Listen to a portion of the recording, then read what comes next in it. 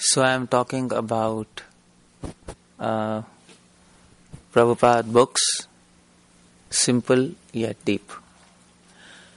So why I am talking about this, why I am giving this seminar, because there is a reason.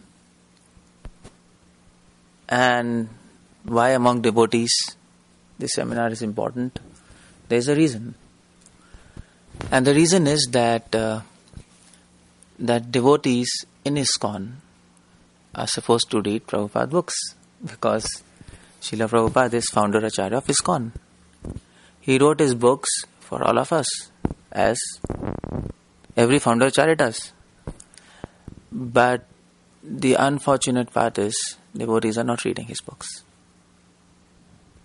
That's the reason we are doing this seminar, to inspire devotees so that they can read Prabhupada books, assimilate them and understand them. Because without reading books, your mood, your enthusiasm and the spirit to serve Krishna and Srila Prabhupada either will become contaminated, deviated, or it will go down.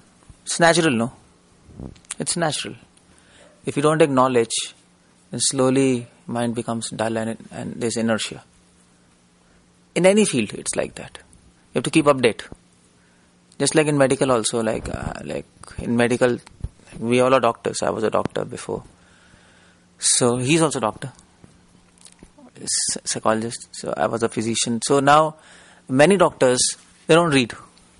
Like you pass, you open clinic, practice, finished. Then whatever you know, prototype, it keeps on going. It's like that, no? Normal practice. It becomes routine, mechanical, dull. So, but people who keep on reading new updates, new things, they are enthusiastic. They do research. They invent things. No, they take the field forward. So, like that, same thing is here. If we don't read Prabhupada books, we can keep on doing our devotion. But the problem is, you might become mechanical. You're doing as a routine or as a ritual, which Srila Prabhupada never wanted. Srila Prabhupada said, why we are opening ISKCON? Why another temple? Why another institution? There are so many institutions in India, so much knowledge, so many books. Prabhupada said, because no institution is giving systematic knowledge, which our institution is supposed to do. And unfortunately, it's not happening now. So, it happens. It's not unusual, but it's unfortunate. It's not unusual because every institution goes in phases, no? Sometimes it is up, sometimes down, it's an institution. Institution means problem. So it is said institution is a necessary evil. It is required, but there are problems, no? And you have to keep up with the problems. If there is no institution, then there are problems. How do you carry out your work? How do you manage things, no? You need a body, institution. How do you preserve the movement years after years, centuries after centuries? There has to be an institution, a name. It makes sense, no? So it's necessary. It is said that there was Thomas Aquinas, Christian saint. He said that institution is like a female. And that female is not a mother, she's a prostitute. Institution is like a prostitute. He said like that. There's a reason for that, because many people are coming in institution, going from institution, it's like coming, going. So it's like that. Institution is never chased to one person. People are coming. And if people are coming, they're coming with different mentalities. And some people are pure, some people have motives, some people do not have motives, some people are coming with their own ideas, different ideas. So there have to be clashes. I mean to say, what to talk about institution. If even in a family there are clashes, no, husband, wife. Two people and there are clashes. It is said in Bhagavatam, if a female, they have bangles, no? So even if you have two bangles, it will make noise. Just two bangles. So similarly, two persons just two people in a room, they will definitely have a fight at some point or the other. So institution has how many people? Lakhs of people. There has to be fight. Yeah, please make your phone silence, everybody. It's a better thing. So, you understand why I'm giving this seminar. Institution is a necessary evil. Now, it is necessary, but there's evil. There's a problems. So, well, anyway, it's not something surprising I am telling that people are not reading Prabhupada books.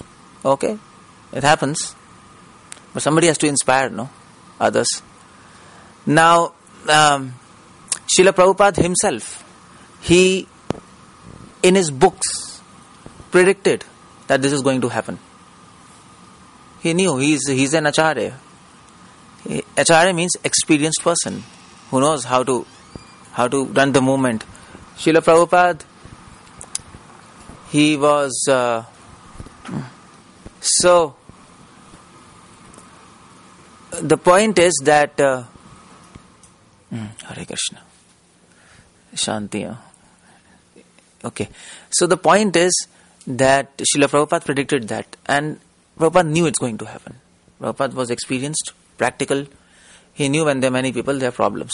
He knew that people will not read books. First of all, we don't like reading books in this age. No, nobody likes reading books. People like hearing videos, seeing videos, hearing lectures. Books are a little difficult to read. Habit. Less people have habit of reading books, especially in spiritual books. But as devotees, we don't expect not reading spiritual books, because otherwise what we are supposed to do? We don't read books of Prabhupada. So Prabhupada predicted. Prabhupada said in Chaitanya Charitamrita Madhya Leela that my all devotees connected with Krishna consciousness, they must read all books: Srimad Bhagavatam, Bhagavad Gita, Chaitanya Charitamrita. These are three main books: Bhagavad Gita, Bhagavatam, and Chaitanya Charitamrita. Just you have to read just three books, and others. Prabhupada writes others also.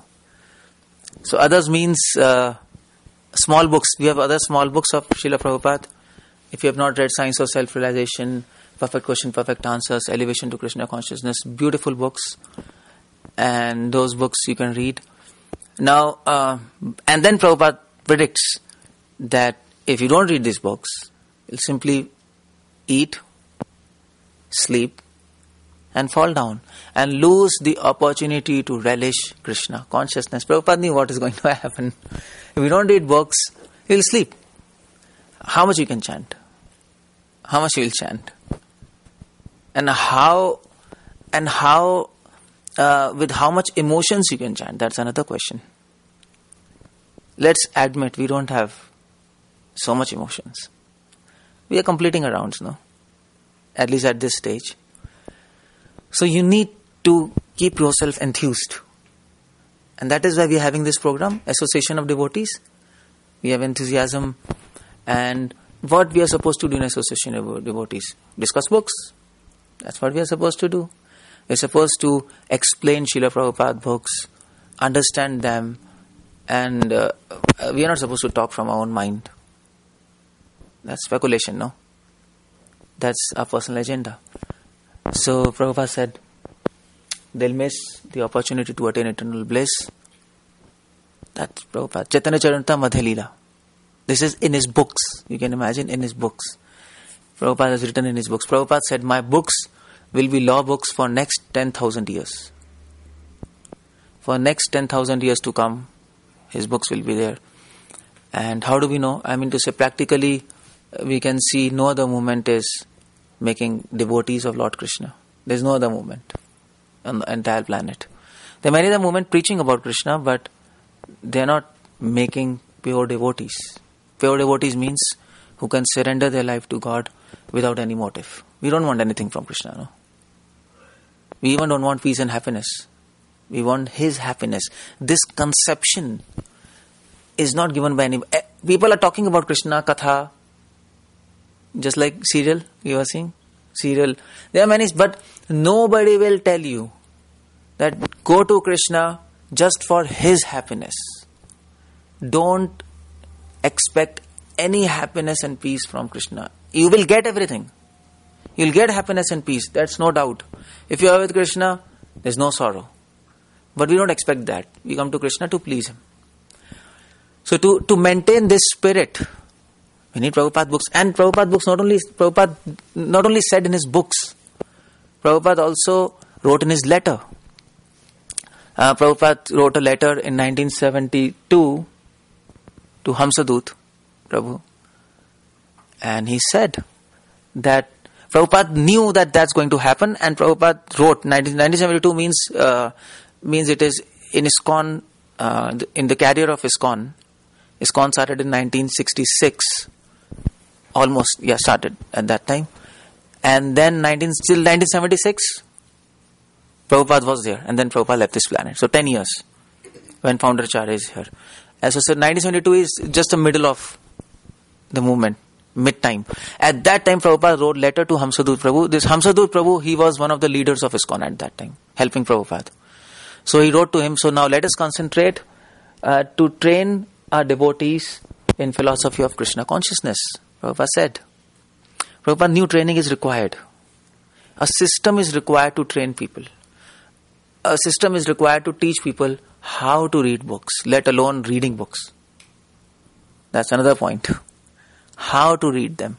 Just like I was mentioning on the other day, how to speak, you have to learn.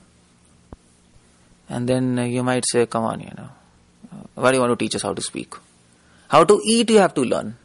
You might say, we are all mental retarded patients, we have to learn how to eat. No, we have to learn how to eat.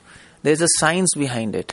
It is not we can eat anyway, just sit on table and put this hand, eat anytime. That's not the system, no. That's not how you're supposed to eat. The system how to eat. And if you don't eat according to the scriptural guidance, which is scientific, then we end up falling sick. That's all. Finish. If you don't eat scientifically, you end up falling sick. If you don't read scientifically, you end up falling down in Krishna consciousness. It's as simple as that. Simple. So Prabhupada said we should train. But Prabhupada said we should teach our devotees our books, and from tapes. You know what is tapes? So when Prabhupada used to speak, devotees used to record. So his conversations, devotees used to record. So there are tapes, and then tapes are transcribed into books. We have books of morning conversations with Prabhupada, and also his room conversations, and then morning walks. That is 2 things are on tapes. So Prabhupada said we should discuss those. Morning walks, conversations, letters. How many devotees have read letters of Srila Prabhupada? You can count on fingers. I don't think so in this room. You might have read something. But okay, fine. Anybody has read letters of Srila Prabhupada? All letters? No. Room conversations? Probably in a year, maybe you see sometimes, open folio. There's a section room conversation. It happens, no? It happens with devotees. And morning walks. We don't read, no, practically.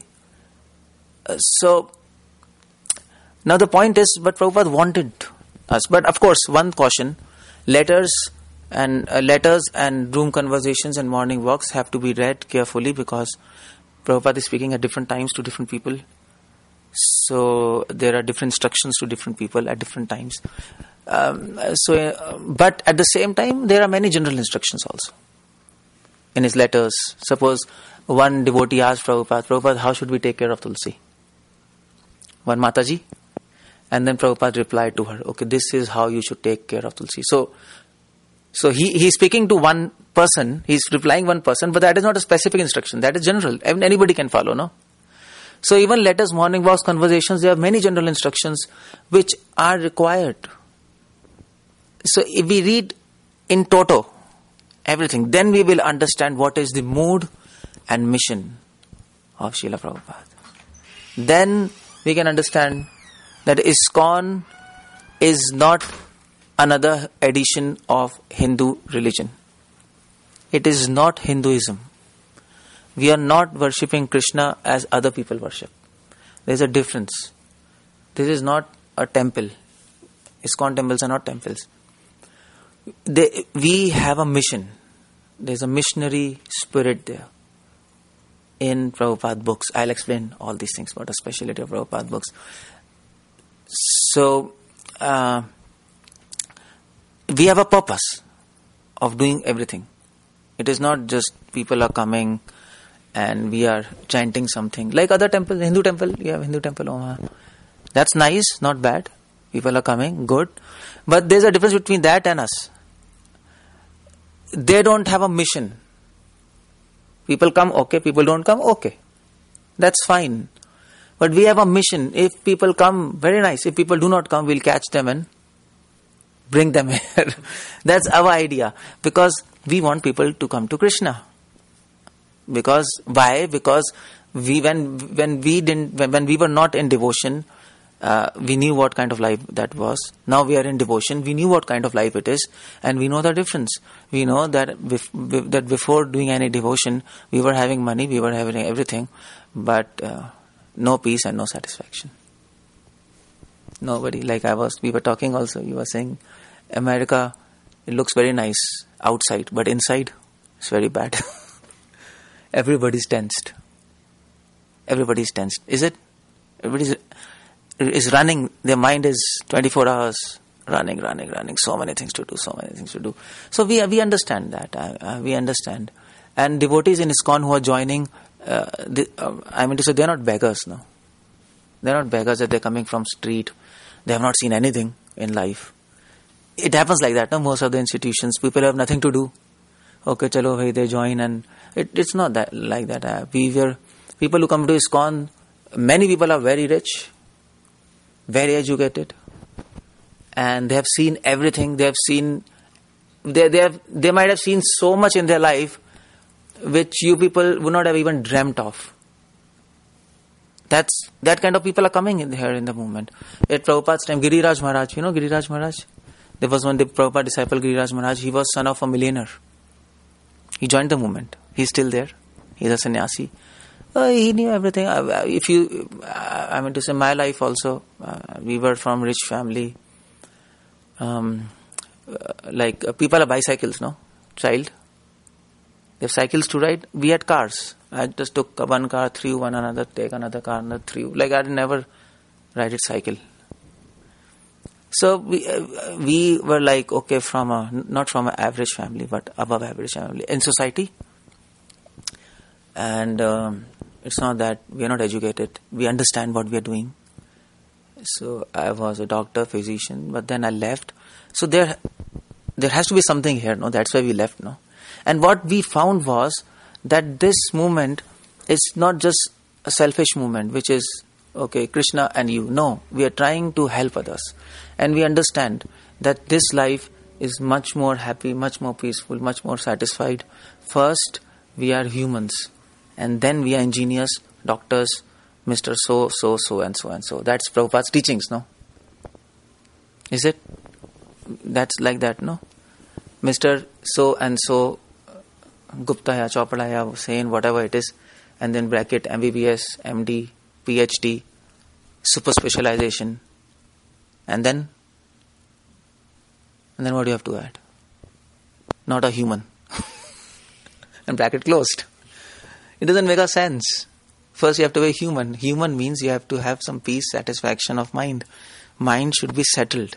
Then you're a human. So that's why Prabhupada books are different. And Prabhupada wanted that we should always discuss all these things. See, in so many ways instruct them in right propositions. This is to letter to leaders. Because Prabhupada found in 1972 that a movement is increasing, but devotees are not getting trained up properly.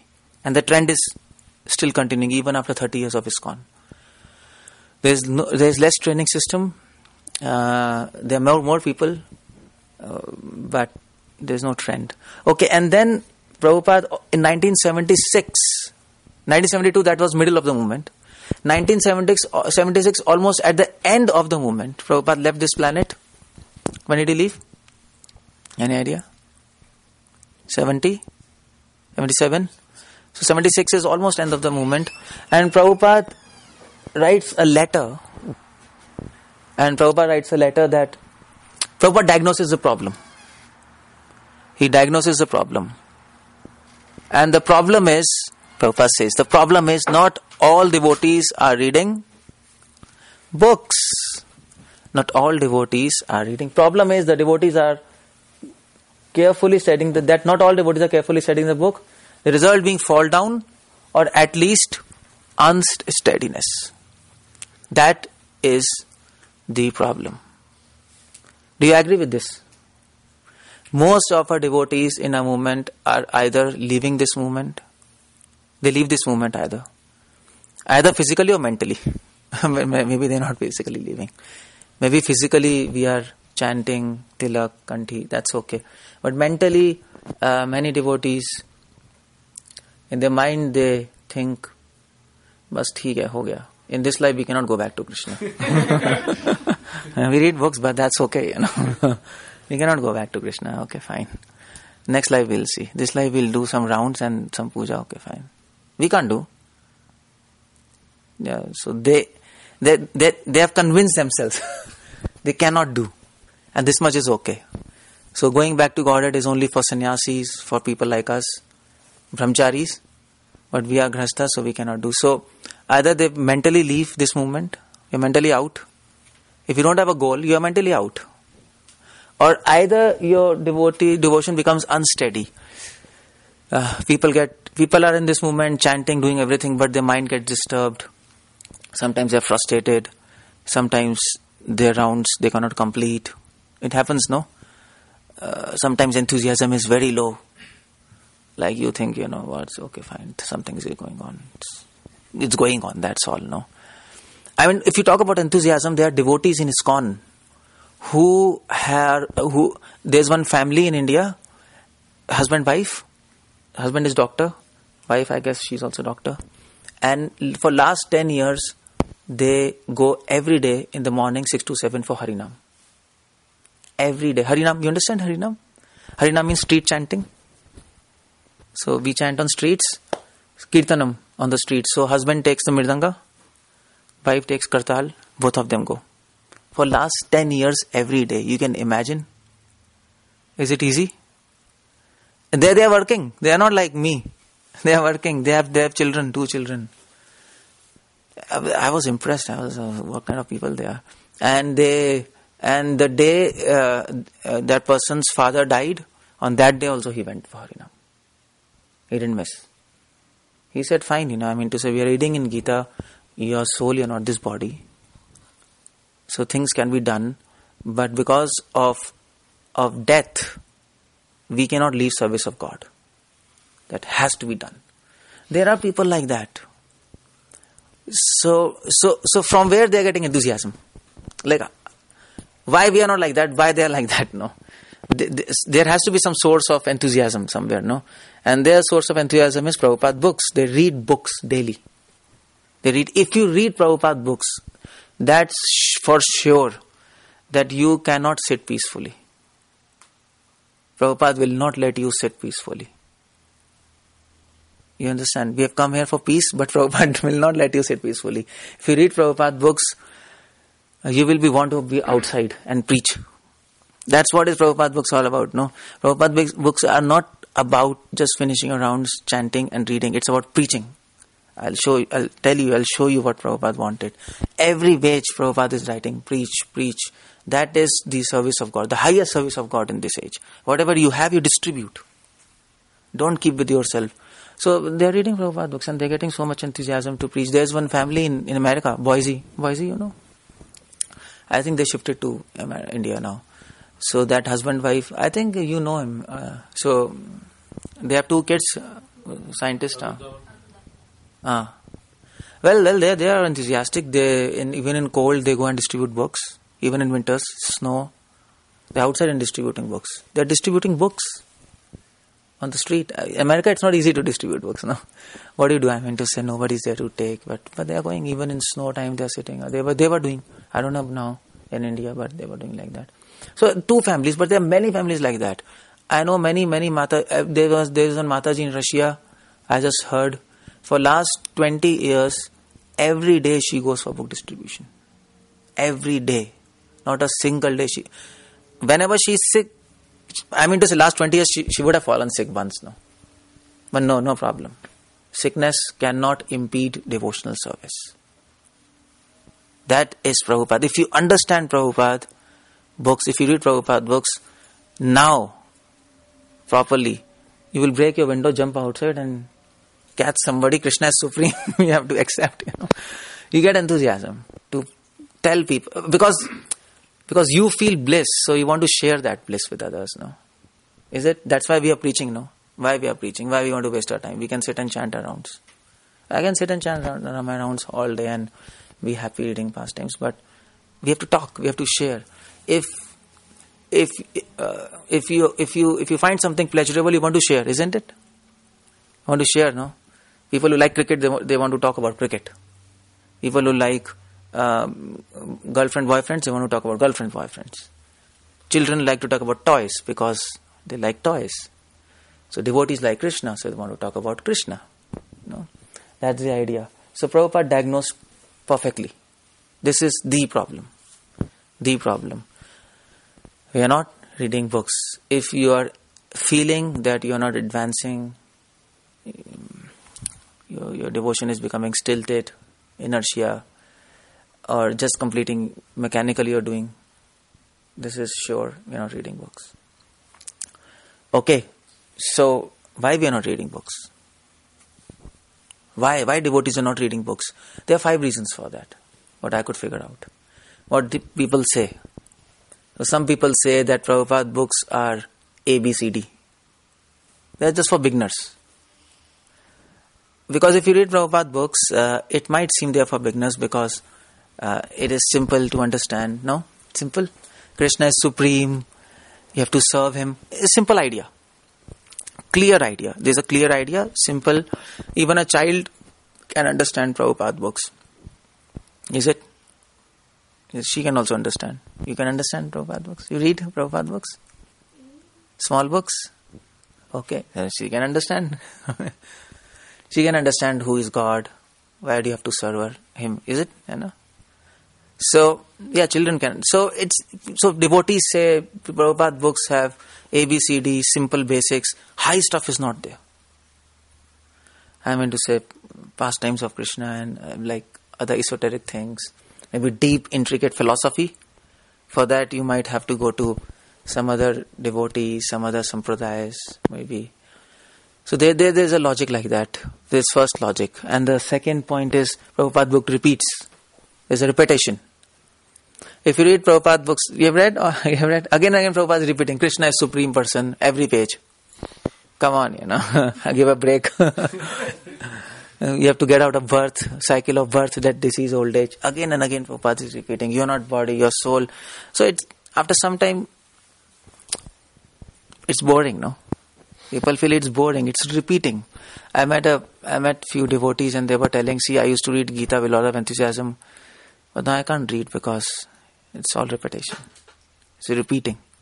And repetition is sometimes boring, no? You need something new to hear. Some philosophy, something new. So, these are 2 other reasons. Repetition, boring. They are not systematic. If you read Prabhupada books, things are scattered, they say.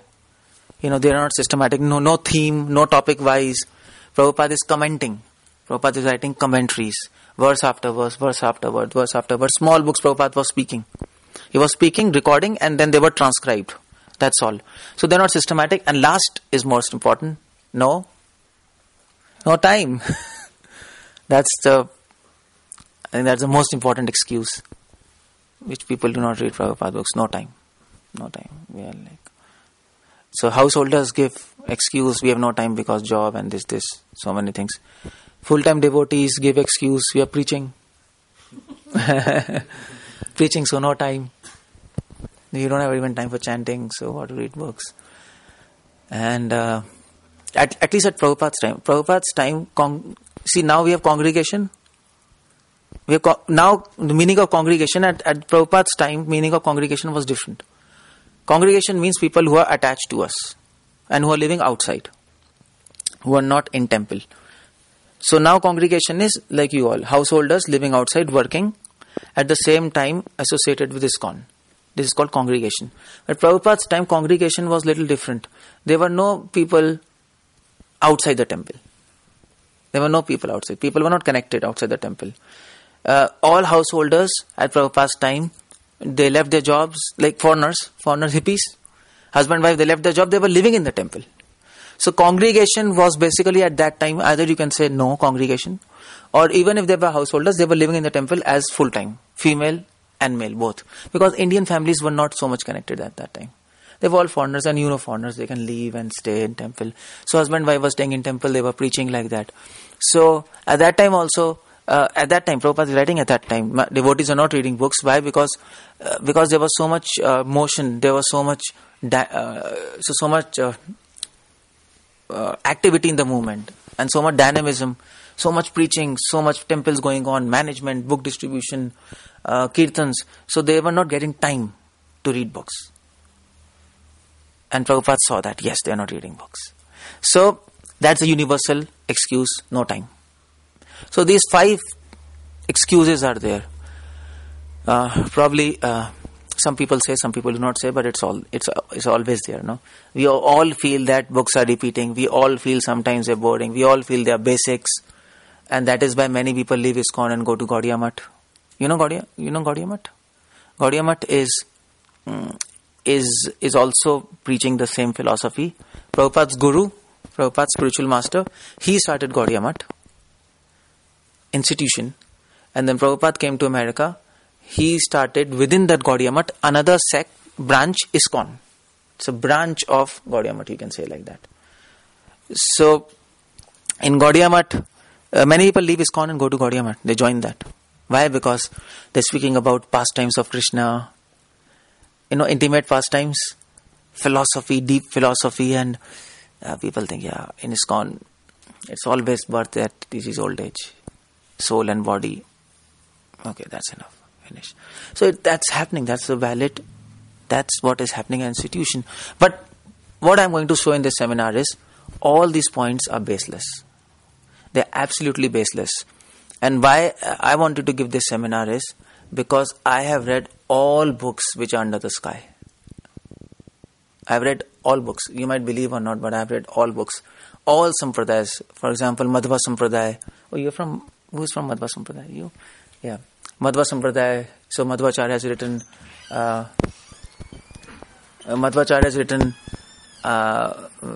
written a commentary on Vedanta Sutra, Anubhashya. Yeah, please catch him. Yeah, because this video is going on. You don't understand. No, wait.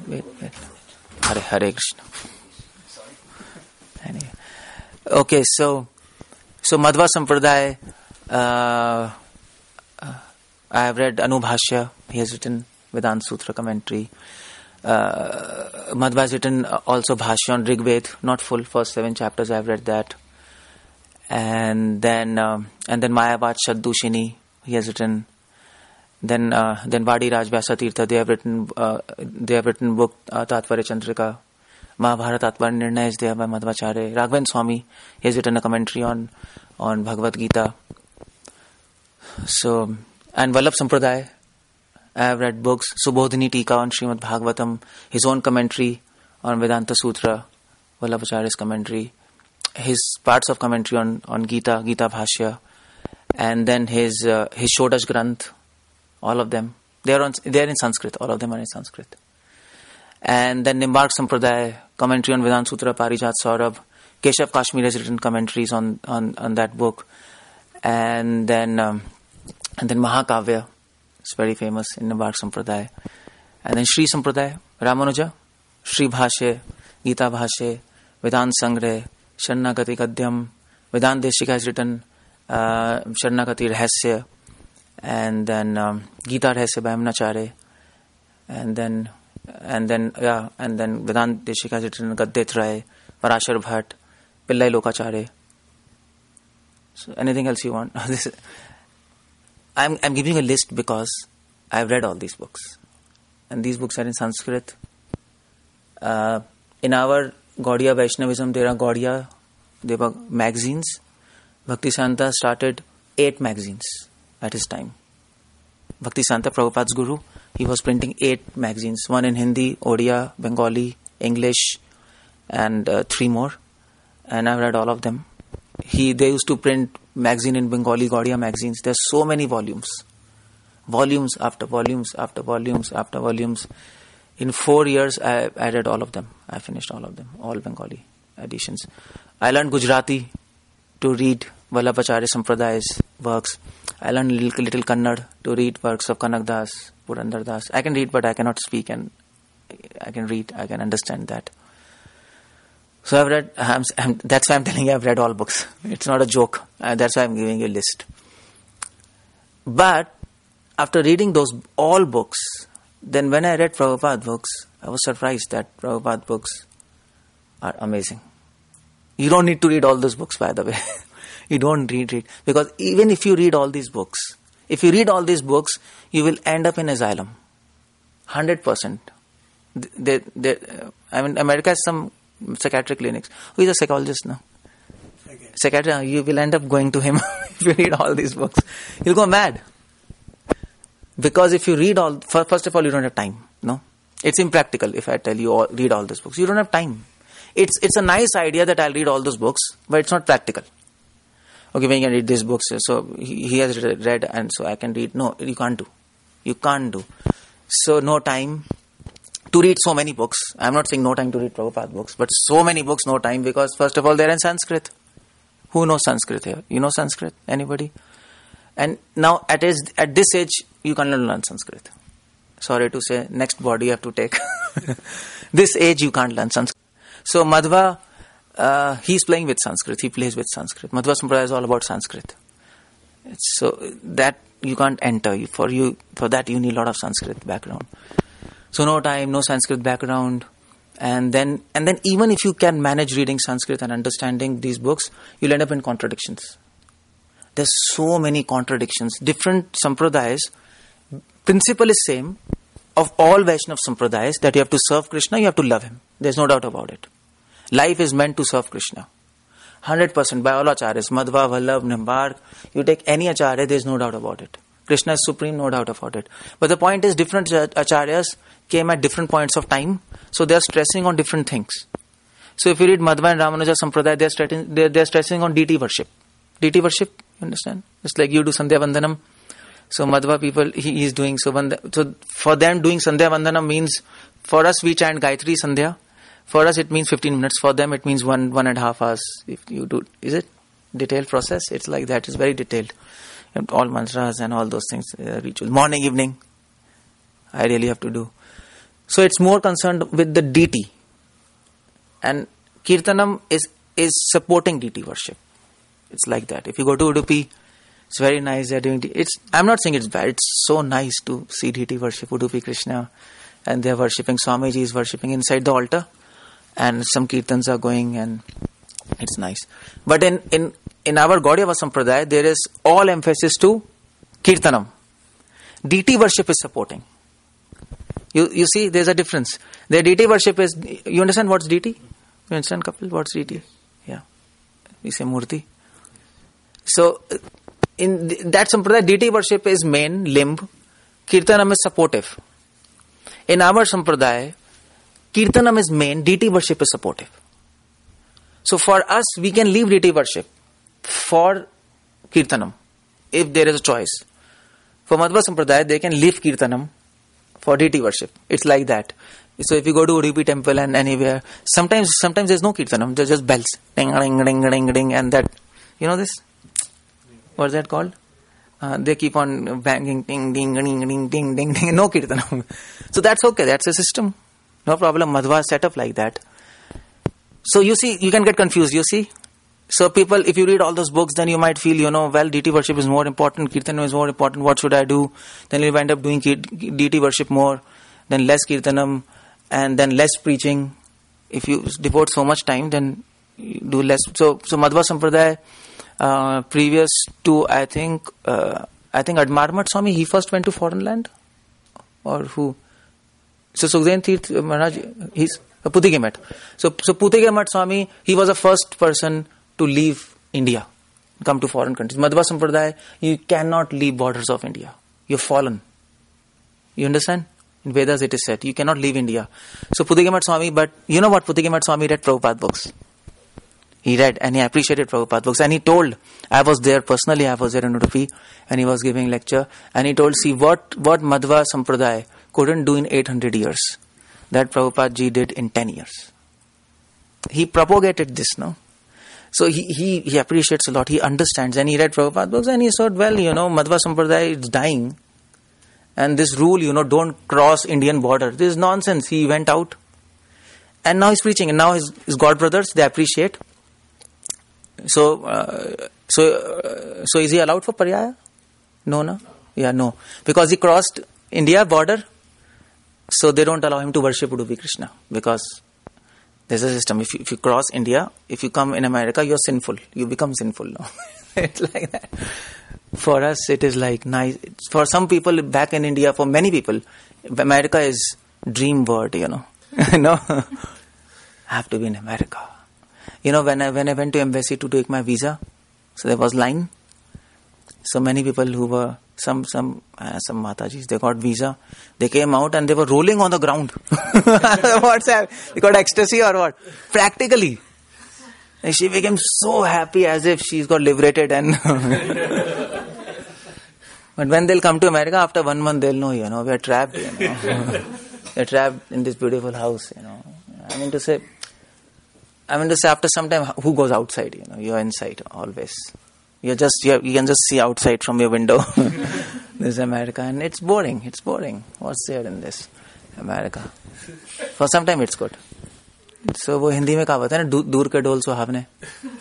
वो क्या English में कहते हैं? Grass is always green. The other side is always like that. No? So anyway, my point is that, why am I speaking all this? Why? What's the connection? Why I just got here? Why I got here? Anybody? Coming to US was... Oh yeah. So yes, no. So he's sinful, I was telling. So Admar Mutt Swami crossed land, so he's not allowed to worship deity. So that, because the main limb is deity worship. So that's not wrong. We might think it's contradiction. They are focusing on deity worship, we are focusing on preaching. Many of our ISKCON Swamis, they come to America, but we don't consider them fallen. So many Madhva people, they criticize ISKCON. See, you're going to America, Swamijis, and you're fallen that sinful land. And many ISKCON people say, see, Madhva people are not preaching. They are always in Sandhya Vandanam. Morning, evening, what? I mean to say, you have to first get this knowledge out that Sampradaya is dying. But there's no contradiction. If you understand, systems are different. So we have two companies, Apple and Mac. Apple and Microsoft.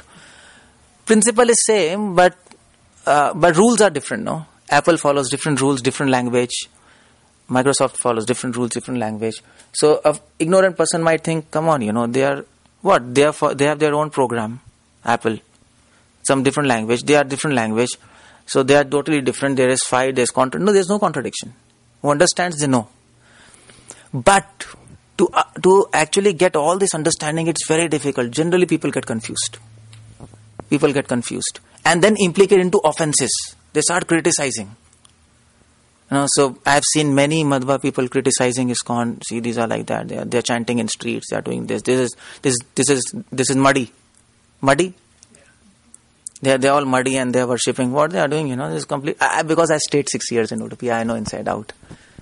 I studied in KMC, Manipal Medical College. So I used to go daily Udupi. I used to meet Swamijis. I used to stay in Mutt actually.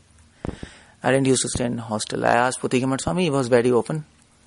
And Pejawar Mutt, they're good. So they like ISKCON. So they told, okay, stay here. So I know all inside stuff. So they criticize, we criticize, but it's not matter of criticization. Anybody who has read everything with an open mind, he can understand. But my point is, you cannot understand. It needs lot of reading. And lot of guidance.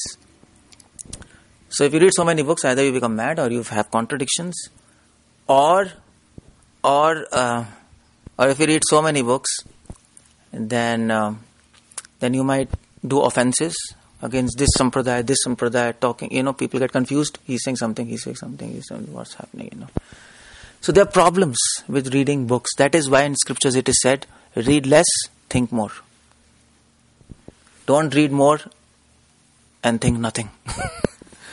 That's what is modern age, no?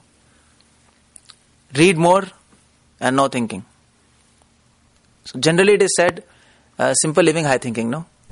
But now it is high living and no thinking. The system has become like that. You go to Google, keep on reading, stuff after stuff. No thinking, no wisdom, super confused. And then you think, I know so many things. I know, you're telling Madhva, I know Madhva Sampradaya, I know. I've read in Google. Well, your Google will not help you understand Madhva Sampradaya. It's impossible. You have to go to Swamiji's, you have to get trained personally. Is it? It's a Vedic knowledge. Vedic knowledge, you need Guru. Normal knowledge you can do without Guru. Chemistry, maths, bio. Okay? So my point is, don't read so many books. Prabhupada said, don't read so many books. Some devotees wrote a letter to Prabhupada. Prabhupada, can we read Bible, Quran and other books? Prabhupada said, first digest my books. Then you can go to other books. So first you have to read Prabhupada books. Then you can read other books. We are not saying don't read, but no need actually. Because what I found after reading all the books, I came back to Prabhupada books. Everything is there in Prabhupada books. Everything's there. If you try to understand, if you look carefully, I'll tell you how it is there in Prabhupada books. But at least according to my understanding, everything is there in Prabhupada books. And you have to read carefully. Every line of Srila Prabhupada books, you can give lecture on every line for 3 hours. You can talk. I can talk on one line of Prabhupada books 3 hours.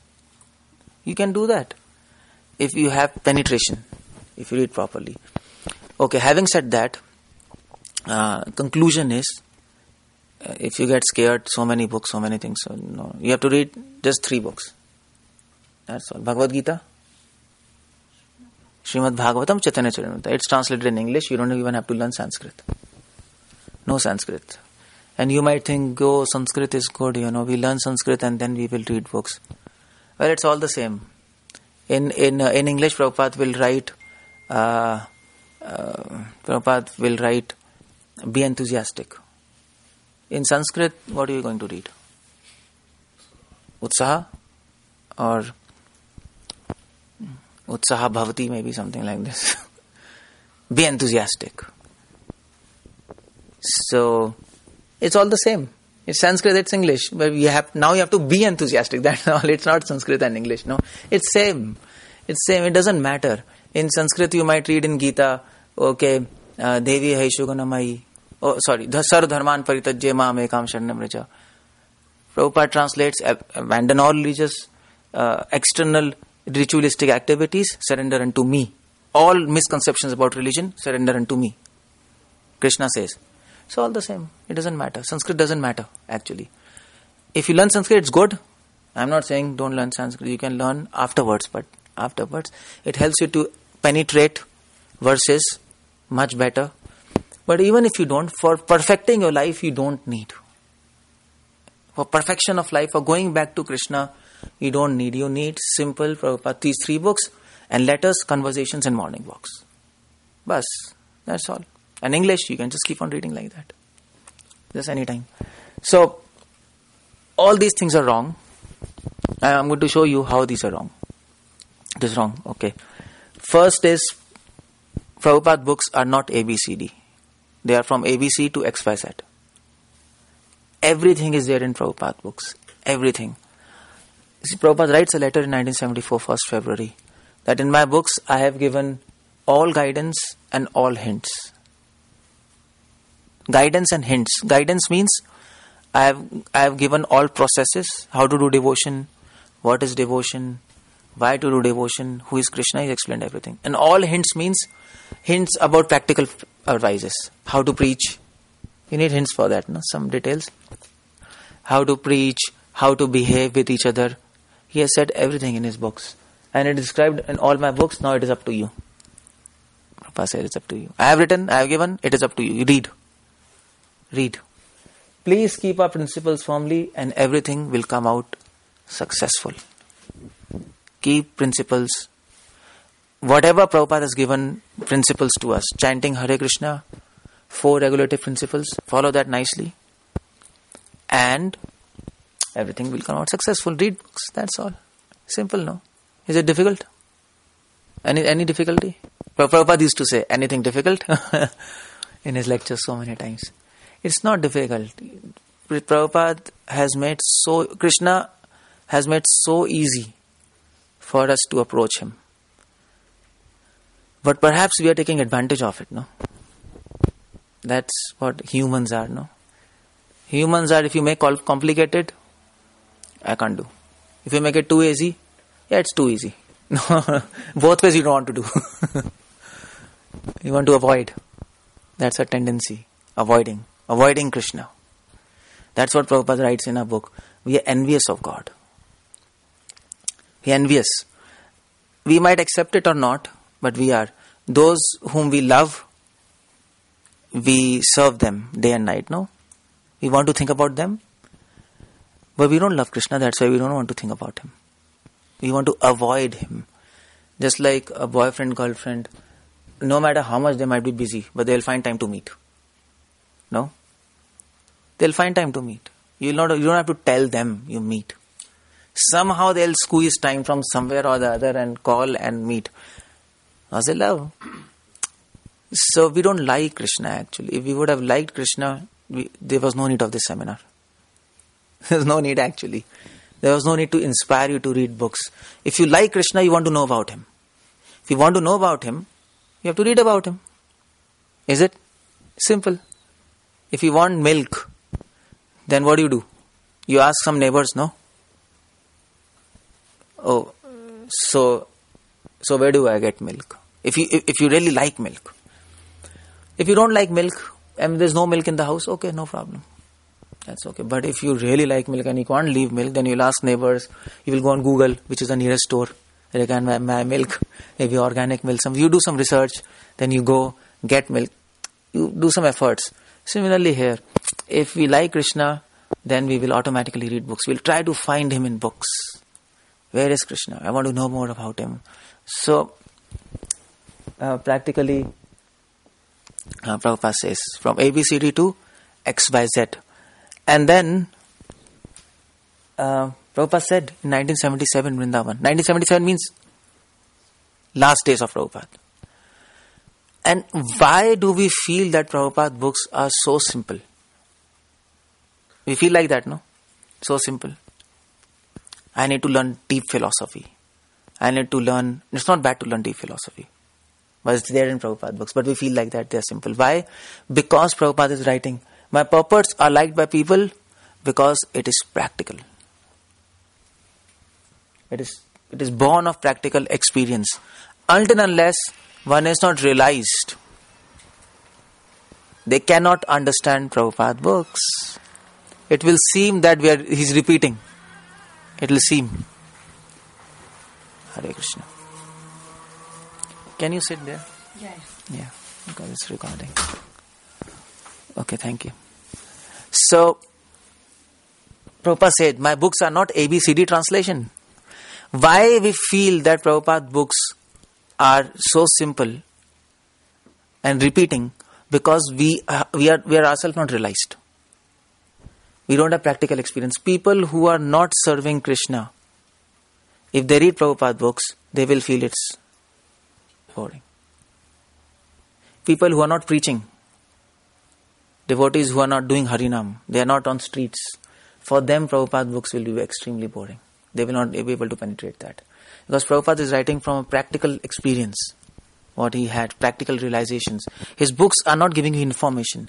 In Prabhupada books, you will not find who is uncle of Krishna and who is Krishna's uncle's wife. It's not there. Another books we can find, no? Another, like people write commentaries, so they write so many points. Okay, so this is Sardharman Paritajye. So dharm word is coming from the root word dhri dhatu. and then to Dhri Dhatu you add Matu Pratyay or whatever, some Pratyay, and then you make it as Dharma, and then the meaning of Dharma, it's a noun, Dhri is a verb, and then you keep on talking that. Other commentaries it said, but it's of no value to us, no? Now, at this age, it's of no value. It's not practical value. Prabhupada writes practical. Prabhupada says, when Krishna, in Bhagavatam, when Krishna is going from Hastinapur to Dwarka, after Kurukshetra battle is over, and Prabhupada is writing, Krishna is going, after battle is over, Krishna is leaving Hastinapur. Hastinapur means Delhi, Kurukshetra, coming to Dwarka. So Prabhupada writes there. So Bhagavatam gives the places where Krishna crosses. He crosses some places and comes to Dwarka. So Prabhupada writes in the purport, so those places are in Sanskrit, old names. So Prabhupada translates the new names.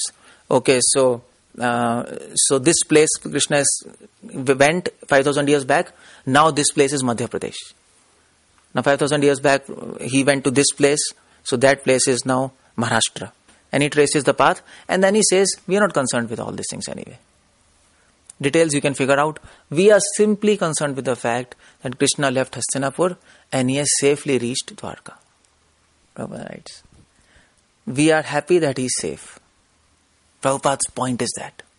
If you read commentary on that verse, other commentators or whatever, I mean not other commentators, but other people who will talk about this verse, then they will go into history, Okay, this place 5,000 years was called this, now this is this, but this, the area was this and all these things. Prabhupada says, who cares for all those things? We care for Krishna. He's safe, secure, nothing happened to him on the way. We are happy. That is devotion, no? That is devotion. Yudhishthira Maharaj sent an army with Krishna when he was going from Hastinapur to Dwarka, because Yudhishthira Maharaj thought somebody will attack Krishna. Of course, Krishna is God. He doesn't need security, but that is love all about, no? Love means, even though you know that person is all powerful, but still you give him security, no?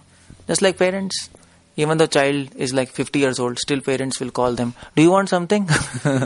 In India, and not in America. Sab theek thak to hai na? Of course, I'm 50 years old, I'm my kids, what are you asking? But that is love. They know that it has no meaning. It has no meaning, absolutely. Do you want something? They are in America, they can buy everything. They can give them, first of all, back. But by love, you speak like that. So, because we love Krishna, Yudhishthira Maharaj loved Krishna, so he gave security to Krishna. Security. So, many people ask, many people ask, what is, people think you go to Krishna to ask. That's what is Krishna, God all about. We are unhappy, we have problem, please this, that. But devotion, but that is business.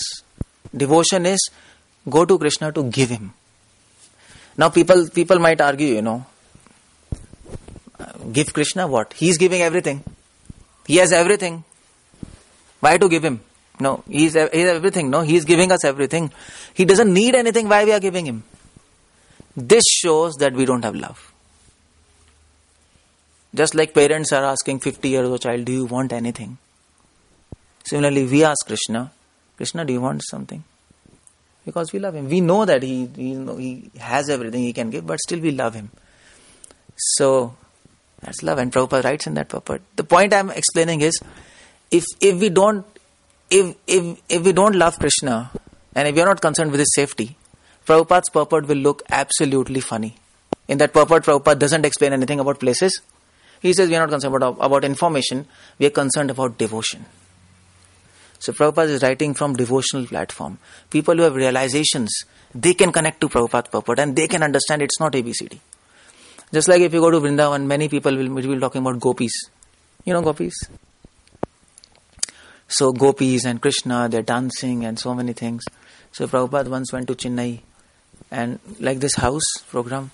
So those devotees were saying to Prabhupada, Prabhupada, can you please speak something about Krishna and Radha? Some topic? So Prabhupada said, no, I can't speak. So then devotees were saying, no, Prabhupada, you're a saint, you should speak. Like those were devotees, that family, Chennai family. They were rich and they were not devotees, but they invited. So they were like behind Prabhupada. So Prabhupada said, Prabhupada was saying no. And then Prabhupada said, well, I am not qualified to speak about Radha and Krishna. That's a very high topic. If you think you're qualified, you speak and I'll sit down. Prabhupada said, and they were like, what's happening?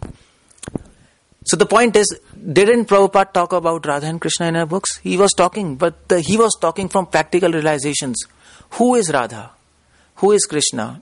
And they're dancing in Vrindavan. What does their dance signify? That's what Prabhupada is writing.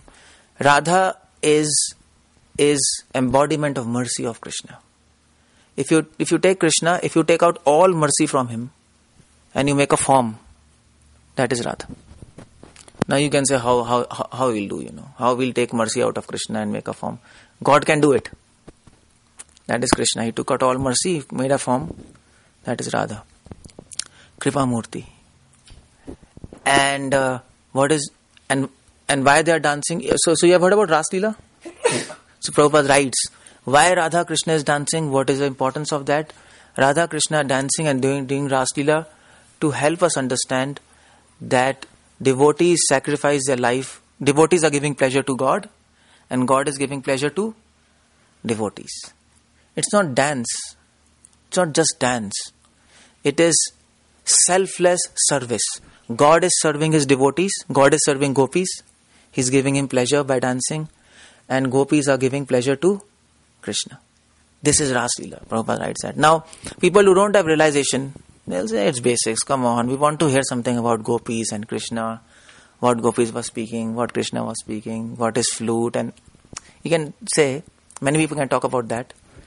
And then ISKCON devotees think, Prabhupada books are ABCD, basics. Actually, they are not basics. They are much more than basics if you think about it. People can talk about what is happening, how Krishna and Radha are dancing. But Prabhupada is saying what is the principle behind that. So that way Prabhupada says, my books are not ABCD translation. They are not ABCD translation. 100%. If you read Bhagavad Gita, Prabhupada's Bhagavad Gita, Prabhupada gives word-to-word meaning. They give word-to-word meaning. You have read that? If you read carefully, Prabhupada gives word-to-word meaning in a different way. Just like you read Gita, 10th chapter, 8th verse, Krishna says, what's that verse? Anybody knows?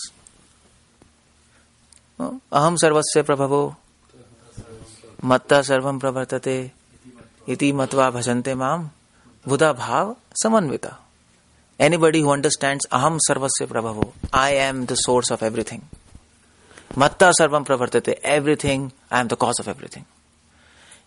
Iti matva bhajante mam, iti matva, he will know this and then do service unto me. And what will become? Buddhaye, bhav samanvita, he will become Buddha. Buddha means? Not Buddhu. Buddha. Enlightened. Buddha, literally Buddha means intelligence.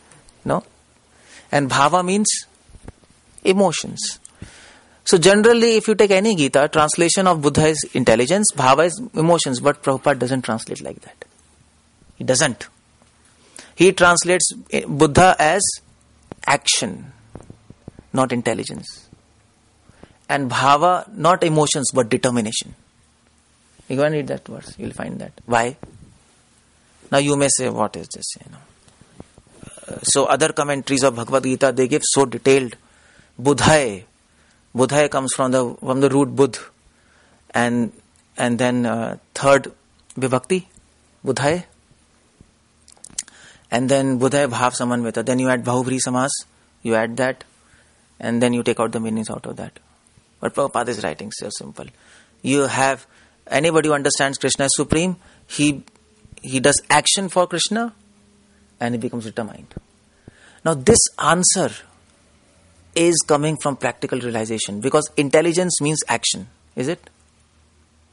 If you're intelligent, you plan. So what does intelligent people do? They plan? No. And if you plan, then you execute. What is the use of planning if you don't execute? Is it? So Prabhupada translates intelligence as action in Krishna consciousness. Intelligent people act. Foolish people simply think and do nothing. Scholars, philosophers, big philosophy, no action. And that is an And that is where communism came. Communists despised philosophers. They said, Karl Marx told these philosophers are nonsense, They're speaking big things and doing nothing. And they killed so many people, Labour Party, all this, communism. They didn't like philosophers. They're good for nothing. So it's good translation, no? Buddhi means action. Buddhi means, if you planned everything and if you're not executing, you're a fool. You're number one fool. You have wasted your time. That's all. Finish. No? So suppose, for example, if we have heard this lecture, we have applied intelligence to hear. Now, if after hearing lecture, if we don't do anything to change our life, we're intelligent or fool? What do you say? I can't hear. What do you say? Of course. If you hear so many things, you're applying intelligence, you get knowledge, but you don't apply it. You don't act on knowledge, you don't get wisdom. There's a difference between knowledge and wisdom, information and realization. So people, Prabhupada says they are fools, they are intelligent, but in this age, people are not fools, people are not intelligent, people are intelligent fools. Intelligent fools. They know so much but don't do anything. No action. They know everything. Some people, you ask, they know Gita, they have read everything, that. Okay, so now what are you doing? Well, I don't have time, first of all, to do anything, but I know everything. What's the point, What's the point? Better know nothing but do something. No? That's much better than doing nothing and knowing everything. So that's why Prabhupada says, my translations are presented in practical experience. Why people think Prabhupada's books are basics? Because they don't have realizations. 100%. People who do not have realizations, who are not in the field, who are not practicing themselves, to them Prabhupada's books will look, it's basics. It is not basics. It is from ABCD to XYZ. Have I made my point clear? Are you getting my point a little bit? Understanding? Okay, and the second thing is no repetition. There is no repetition in Prabhupada books. Absolutely no repetition. But we feel like that, no? Prabhupada is repeating, but actually he's not repeating. Problem is we don't know how to read books. I was saying there is no training how to eat. There is no training how to read. So we don't know how to read books. We don't know how to write. Of course, writing is out of question. Nobody knows how to write. Writing needs a lot of training. So we need training in all this. And that is why we think the author is repeating. But Prabhupada has never... repetition of something is a fault, according to rules of Sanskrit, or into rules of writing. Repetition is a fault until unless you want to emphasize a point. Then repetition is allowed. Okay? Or just like talaq. You're repeating, but actually that's not repetition. You have to say three times means you're emphasizing. You are like you're giving confirmation. Talaq and talaq. Okay, finish. So a foolish might think, they're repeating, what's this? Why she is saying 3 times talaq? They've gone mad or what? They're not gone mad. They are confirming that fact, emphasizing. So you might feel it's repetition, but sometimes repetition is required for emphasizing. That's one thing. Okay, I'll give you some examples of repetition. See, what's this? There are some statements which are repeated, some words are repeated in books.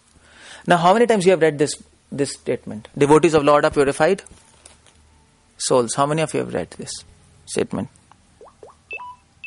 No, I'll just finish it. Many times, no? Devotees of Lord are purified souls. Is there anything special about this statement? Nothing special, no? Devotees are purified souls. You understand purified souls, all of you? So many times Prabhupada is repeating in his purports. Devotees are pure. Simple, no? How many times Prabhupada might have written? Millions of times in this book. But you have to see the context. Now this statement is coming in 1st canto, 10th chapter, 30th verse, Srimad Bhagavatam. SB means Srimad Bhagavatam. Now this verse is talking about queens of Krishna. I've quoted a statement from that verse. Verse means shloka. And this verse is talking about queens of Krishna. The queens of Krishna were kidnapped by one demon. You know that demon? Who was that demon? Bhamasur. Previous to Krishna married those 16,000 female ladies. So Bhamasur had kidnapped those ladies, and they prayed to Krishna. Krishna, rescue us and make us your wives. So Krishna agreed their proposal. Krishna came. He released all those wives from the custody, from the capture of Bhamasur. He killed Bhamasur and married 16,100 wives. How many wives Krishna had? 108. So 8 wives he got from different kings, and 16,100 wives she got directly from Bhamasur's custody. Now this verse is talking about those wives, and those wives are saying to Krishna, Krishna, we are so fallen. From social norms they are fallen. No, if you're kidnapped by somebody in previous ages, if you're kidnapped by somebody, you're fallen. You're fallen, and that is why Ram did Agni Pariksha for Sita, because she was kidnapped by Raman. Some other male touched them. So if, according to Vedic system, if any male touches you except your husband, you're fallen. 100% you're fallen. You're sinful. So at that time it was very strong culture there at that time. So they were fallen in social custom. So those ladies said, Krishna, you're so merciful. Even though we are so fallen, you accepted us. You see, that this is 30th verse, 10th chapter is talking about all these things. And in that story, this statement is coming. Devotees of Lord are purified soul. So you have to connect with the story. Prabhupada is talking about those girls. Even though they are fallen from social norms, still in the eyes of Lord they are pure. You understand? Even according to Vedic culture, even according to scriptures, they are fallen, they are sinful, because some other male touched them. But in Krishna's eyes, they are pure, because their mind was fixed on Krishna. You understand? Now you see, the statement is not repeating. So when you read Prabhupada books, you have to read the context. Otherwise, it will seem Prabhupada is repeating again and again and again and again. There's no repetition. You understanding, all of you, my point? Any confusions? They were late. You understanding something? Okay, something. Yeah. No problem. So that's the idea. And it's a very big thing. So just like we were talking about Puthike Swami. So according to Vedas, if you cross Indian border, land of India, you are fallen. But he understood that actually if you have to cross India, not for selfish purposes, but for serving God, then you are not sinful. You're not sinful. He understood and he went. That is not for his own purpose, no. His mind is fixed on Krishna. So that is why you have to understand the context. Just like I'll give you another example.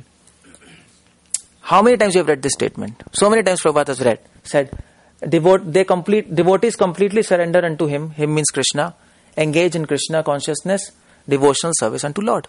Simple statement. Nothing so philosophical, no? Devotees surrender unto Krishna and serve him. Millions of times Prabhupada might have written this. But you have to see where this statement is happening. Where this statement is quoted? In 9th chapter Bhagavad Gita, 11th verse. What is that 9th chapter, 11th verse? Anybody knows? Avajananti mam muda. We read that.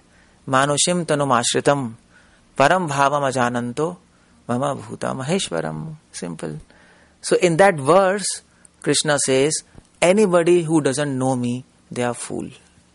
Anybody who doesn't recognize me as supreme, who thinks that there are many gods, Lord Shiva, Durga, Brahma, Ganesh, Krishna, all are same, all are gods. Krishna says, they are fools. Because Mama Bhuta Maheshwaram, I am supreme. There is nothing superior to me. All they are demigods, they are not gods, Krishna says. Now in that verse, explanation, this statement is coming. Prabhupada is writing this statement. So if you see the context, this statement, you know what it means? It is not repetition. Prabhupada is saying, devotees completely surrender unto Krishna. devotees who understand Krishna is supreme, they completely surrender to him. So who surrenders to God? That's the idea. If you keep the sentence in the context, then you will understand who surrenders unto Krishna. Those who understand completely from scriptures that he is supreme. They will surrender. Otherwise you cannot surrender. You cannot. Just by sentiments you cannot. Many people say, no, we have not read scriptures but we worship Krishna. It's like that, no? We don't know scriptures. Have you read Bhagavad Gita? No. Have you read Bhagavatam? No. But we are devotees of Krishna. Well, what do you say about them? They are devotees? No, they are not devotees. Krishna says, anybody who has not read scriptures in association of my devotees, they might consider themselves devotees, but I don't consider them as devotees. I don't consider them devotees.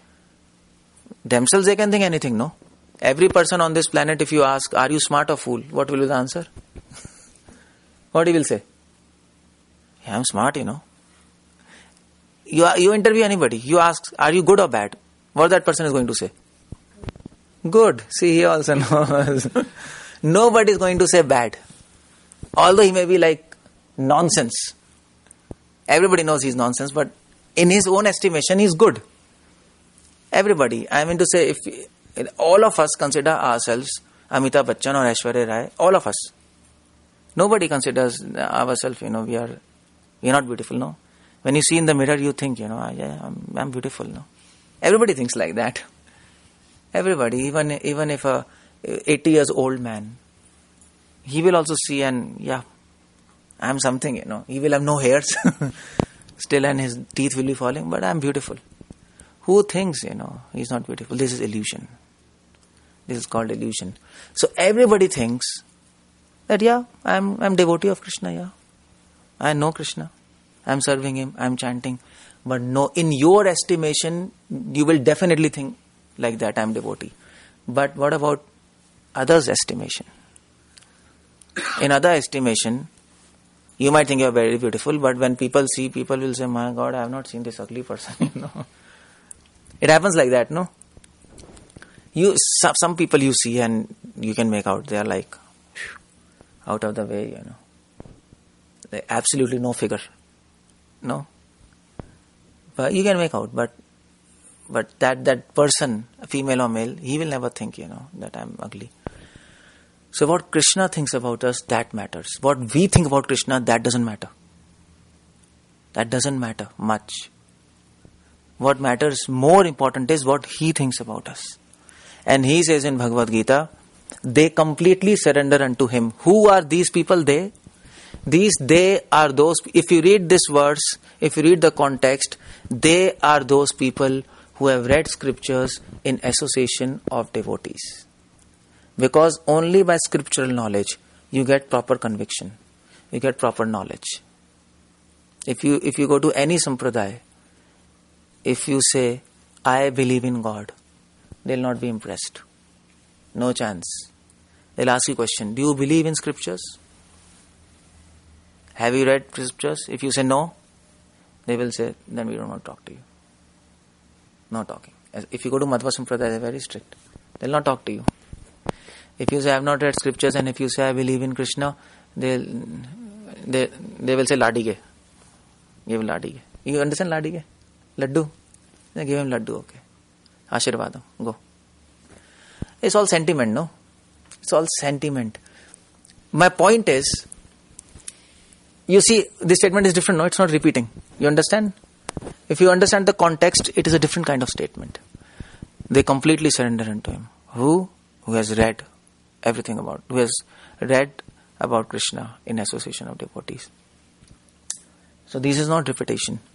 And then, this is one statement, famous statement. A famous one is quite repeat. Prabhupada is saying we should accept life offered, a life devoted to cultivation of Krishna consciousness, and then we will get unlimited happiness and unlimited pleasure. Is there any unique thing in this statement? Nothing unique, no? We should cultivate Krishna consciousness and we get unlimited happiness, unlimited pleasure. No problem. Simple statement. Basics. But it's not basics, because this statement is quoted from Prabhupada's small book, Elevation to Krishna Consciousness, chapter 1. If you read that book, just before this statement, the theme what Prabhupada is explaining is, in spiritual world, the Lord dances with his devotees. When you go to spiritual world, Krishna will dance with you. And when he dances with the devotees, they get unlimited pleasure. And then when you come to this statement, Prabhupada is saying, when you devote your life in Krishna consciousness, you will get unlimited pleasure. That means, after this life, we'll go back to Krishna and we will be given opportunity to dance with Krishna. That kind of pleasure Prabhupada is talking. So it's not repetition. My idea is, please keep the context. Out of context, if you read any statement, that will make no sense. And then we will say, Prabhupada books are repetition. No repetition. Absolutely no repetition. You have to keep the context. So these are some tips to read Prabhupada books. I will explain afterwards, perhaps tomorrow, how to read Prabhupada books, but I am giving hints here. So how much time I spoke? It's like, what's the time? How much time? 10 to 9. So, 5 minutes past. no, so when did I start? I think I started long. Oh, phew. I think I should stop here. We'll continue tomorrow. No problem. It's on halfway. Hare Krishna. Any questions? I'll stop here. So, you want to ask anything? Can you stop this? Hare Krishna.